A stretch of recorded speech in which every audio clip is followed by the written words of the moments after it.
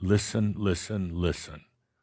Not just with your ears, but with your heart, your being, your awareness.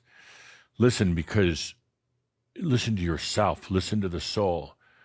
The energy, which is just communications, is communicating, you could say, at a more intense pace than ever before. The communications are closer than ever before. The accessibility to your soul and all of its communications are closer. Communications with what you would call past lives, future lives, potentials, the waveforms. Listen, listen, listen. Sometimes some of you just talk way too much and think way too much. This is the time for listening. And just when you say, well, I listened, but I didn't hear anything, shut up and listen again. Listen with your whole being. Listen with your consciousness, not with your brain or your toes or your ass, whatever it happens to be. Listen at the deepest levels. You're not going to hear words necessarily, probably not hear words, but you start to sense something and feel something. You start to, for once, to feel your own energy and your own soul. You start to realize the wisdom that is already there. Something you couldn't do when you had the dense gravity, time, space. Something you couldn't do when you're yakking all the time, when you're constantly thinking and philosophizing and everything else.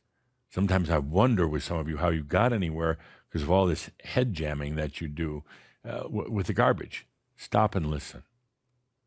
There is so much being communicated right now from the soul, from your energy, from the waveforms, from everything, and it's all yours.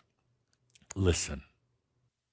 If you're going to stay, connect with your soul. Connect with your soul. I wished I'd learned that a little bit earlier, because in the soul is all that you need. The soul can be and can sound very human at times. The soul is the greatest consolation you'll ever have. The soul in itself doesn't perform miracles. It doesn't turn water into wine or things like that, but it shows you how you can. The soul is the greatest friend that will never betray you. The soul shows up from time to time as a raven or a taxi cab or a cat, a fish, many different symbols, but it appears to you in the dreams. And please understand that it's your soul and it's not there to punish you. It's not there to give you nightmares. It's simply there to be your guide. It's you. It's you in this human form. It's you in your true nature as a soul being.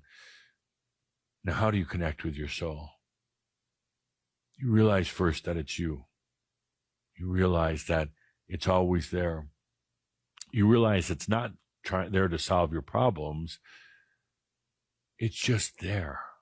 And in all things are your soul.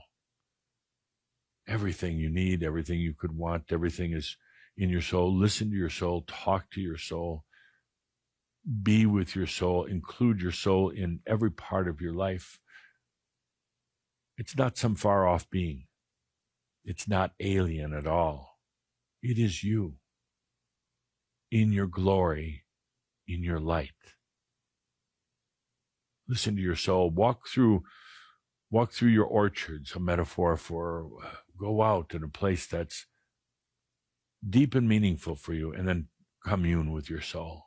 No longer keep it at bay. No longer think that it's off somewhere else, that it's uncaring. It's always caring. Commune with your soul. Sing with it. Eat with it. Be with it in every moment of your life. No more separation. That's how you get by. That's how you get through some of the darkest moments on the planet. That's how you get through the difficulties in your own life, losing a loved one, a dearly loved one. That's how you get by. There's no psychology that will ever match your soul. There's no healing from anyone else that will ever match it. Be with your soul from this moment on. Now feel into it for a moment. Not think, but feel into it. communing with yourself, going beyond what the mind is trying to translate, going beyond the interference of the mind and into the true message of the soul. And what is it telling you? What is it communing with you now? What is the soul sharing with you right now? And what do you wish to share with your soul?